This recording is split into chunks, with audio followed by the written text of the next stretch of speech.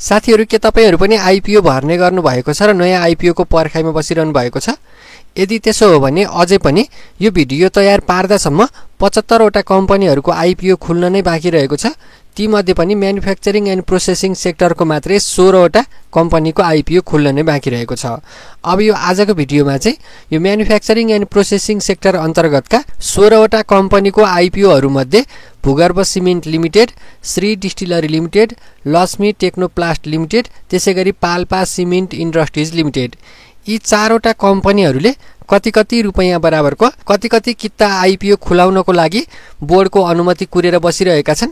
यी सम्पूर्ण कुराहरुको बारेमा यहाँनिर जानकारी दिन गइरहेको छु।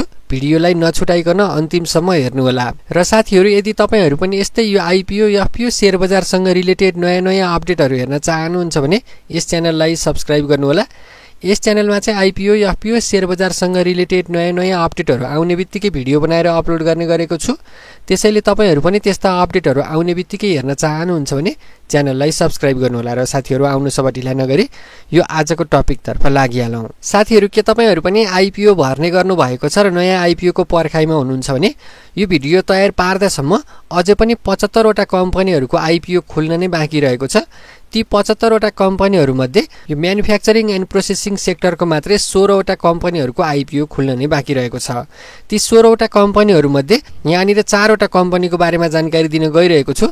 जस्तै अब आईपीओ खुल्न बाँकी रहेको कम्पनीहरु मध्ये भूगर्भ सिमेन्ट लिमिटेड पनि रहेको छ। यो कम्पनीले पनि आईपीओ निष्कासन गर्नको लागि बोर्डमा आवेदन दिइरहेको छ। बोर्डले स्वीकृति दिनेबित्तिकै यसले पनि आईपीओ खुलाउने छ। यो कम्पनीले चाहिँ 12,62,50,000 रुपैयाँ बराबरको 12,62,500 किता शेयर निष्कासन गर्नको लागि बोर्डको स्वीकृति कुरेर बसिरहेको छ। यसको मूल्यको कुरा गर्नुपर्दा यो शेयर चाहिँ 100 रुपैयाँ अंकित मूल्य भएको हुनाले एक किताको 100 रुपैयाँ पर्ने हुन्छ। 10 किता भर्नको लागि 1000 रुपैयाँ चाहिने हुन्छ। त्यसैगरी यसको बिक्री प्रबन्धक चाहिँ नोबेल इन्भेस्टमेन्ट ब्याङ्किङ लिमिटेड रहेको छ। यसरी चाहिँ यो भूगर्भ सिमेन्ट लिमिटेडको आईपीओ खुल्न नै बाँकी रहेको छ। मैले जानकारी गराइसके यो चाहिँ म्यानुफ्याक्चरिङ एन्ड प्रोसेसिङ सेक्टर अन्तर्गतको कम्पनी हो। यसरी चाहिँ यो भूगर्भ सिमेन्ट लिमिटेडको आईपीओ खुल्न नै बाँकी रहेको छ। यो कम्पनीले चाहिँ टोटल 12,62,500 किता शेयर निष्कासन गर्नेछ। यो भनेको टोटल किता हो। वैदेशिक तर्फ, स्थानीय तर्फ, कर्मचारी, सामूहिक लगानीको सर्वसाधारण सबैलाई गरेर टोटल 12,62,500 किता खुल्ने हो। यदि यसलाई नै 10 किताको दरले भाग लगाउने हो भने यो आईपीओ चाहिँ 1,26,000 जनालाई 10 किताको दरले पर्ने हुन्छ।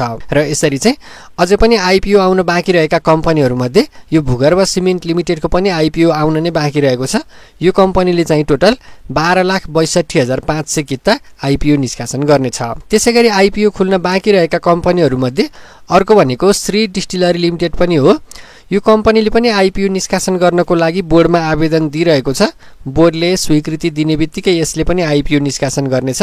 यो कम्पनीले चाहिँ जम्मा 9,60,00,000 रुपैयाँ बराबरको 9,60,000 किता शेयर निष्कासन गर्नेछ।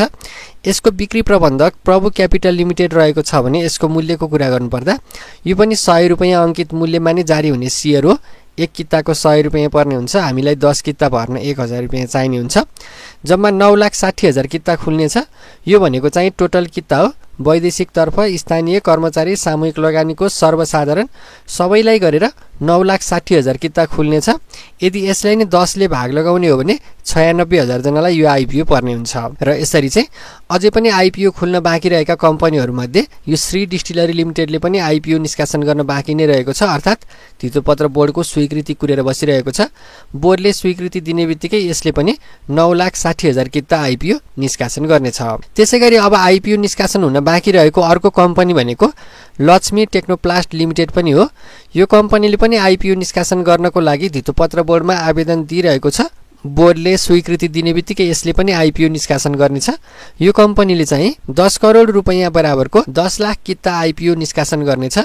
यसको बिक्री प्रबन्धक Nepal SBI merchant banking limited रहेको छ भने यसको मूल्यको कुरा गर्नुपर्दा यो पनि 100 रुपैयाँ अंकित मूल्य भएको शेयर हो। एक किताको 100 रुपैयाँ पर्ने हुन्छ। 10 किता भर्नको लागि हामीलाई 1000 रुपैयाँ चाहिने हुन्छ।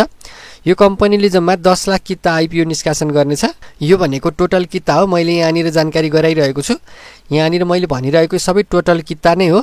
यो टोटल किता भनेपछि यसमा वैदेशिक तर्फ, स्थानीय तर्फ, कर्मचारी, सामूहिक लगानीको सर्वसाधारण सबैलाई जोडेर हुन्छ। यसरी यो सबैलाई जोडेर यो लक्ष्मी टेक्नोप्लास्ट लिमिटेडले जम्मा 10 लाख किता आइपिओ निष्कासन गर्नेछ। यसलाई नै 10 किताको दरले भाग लगाउने हो भने यो आइपिओ चाहिँ 1 लाख जनालाई 10 किताको दरले पर्ने हुन्छ। र यसरी चाहिँ अझै पनि आइपिओ आउन बाँकी रहेका कम्पनीहरूमध्ये यो लक्ष्मी टेक्नोप्लास्ट लिमिटेडको पनि आइपिओ खुल्न नै बाँकी रहेको छ। यसले चाहिँ बोर्डले स्वीकृति दिने बित्तिकै 10 लाख किता आइपिओ निष्कासन गर्नेछ। त्यसैगरी अब आइपिओ खुल्न बाँकी रहेको अर्को कम्पनी भनेको पाल्पा सिमेन्ट इन्डस्ट्रिज लिमिटेड पनि हो। यो कम्पनीले पनि आइपिओ खुलाउनको लागि धितोपत्र बोर्डमा आवेदन दिइरहेको छ। बोर्डले स्वीकृति दिने बित्तिकै यसले पनि आइपिओ निष्कासन गर्नेछ। यो कम्पनीले चाहिँ 75 करोड रुपैयाँ बराबरको 75 लाख किता आइपिओ निष्कासन गर्नेछ। यसको बिक्री प्रबन्धक चाहिँ नोबेल इन्भेस्टमेन्ट ब्याङ्किङ लिमिटेड रहेको छ भने यसको मूल्यको कुरा गर्नुपर्दा यो पनि 100 रुपैयाँ अङ्कित मूल्य भएको सेयर हो। 1 किताको 100 रुपैयाँ पर्छ। 10 किता भर्न हामीलाई 1000 रुपैयाँ चाहिने हुन्छ। यो कम्पनीले चाहिँ टोटल 75 लाख किता आइपिओ निष्कासन गर्नेछ। यो 75 लाख किता भनेको स्थानीयतर्फ, वैदेशिकतर्फ, सामूहिक लगानी कोष, कर्मचारी, सर्वसाधारण सबैलाई गरेर 75 लाख किता हो। यदि यसलाई नै 10 किताको दरले भाग लगाउने हो भने यो आइपिओ चाहिँ 7,50,000 जनालाई 10 किताको दरले पर्ने हुन्छ। बाँकी सबैको हात खाली हुन्छ। र यसरी चाहिँ यो पाल्पा सिमेन्ट इन्डस्ट्रिज लिमिटेडले पनि आइपिओ निष्कासन गर्नको लागि बोर्डमा आवेदन दिइरहेको छ। बोर्डले स्वीकृति दिने बित्तिकै यसले पनि 75 लाख किता आइपिओ खुलाउनेछ। र साथीहरू, यस्तो किसिमबाट चाहिँ आजको यो भिडियोमा अब आइपिओ खुलाउन बाँकी रहेका कम्पनीहरूमध्ये यो पाल्पा सिमेन्ट इन्डस्ट्रिज लिमिटेड, त्यसैगरी Lakshmi Technoplast limited, Shri distillery limited र अर्को भूगर्भ सिमेन्ट लिमिटेड, यी 4वटा कम्पनीहरूले कति रुपैयाँ बराबरको कति किता आइपिओ खुलाउनको लागि बोर्डको स्वीकृति कुरेर बसिरहेका छन्। यी सम्पूर्ण कुराहरूको बारेमा यहाँनिर जानकारी गराएँ। यदि तपाईँहरू पनि यस्तै यो आइपिओ एफपिओ सेयर बजारसँग रिलेटेड नयाँ अपडेटहरू हेर्न चाहनुहुन्छ भने यस च्यानललाई सब्स्क्राइब गर्नुहोला। यस च्यानलमा चाहिँ आइपिओ एफपिओ सेयर बजारसँग रिलेटेड नयाँ अपडेटहरू आउने बित्तिकै भिडियो बनाएर अपलोड गर्ने गरेको छु। त्यसैले तपाईँहरू पनि त्यस्ता आइपिओ एफपिओ सेयर बजारसँग रिलेटेड नयाँ अपडेटहरू आउने बित्तिकै हेर्न चाहनुहुन्छ भने यस च्यानललाई सब्स्क्राइब गर्नुहोला। आजको लागि यति नै। हस्त, धन्यवाद।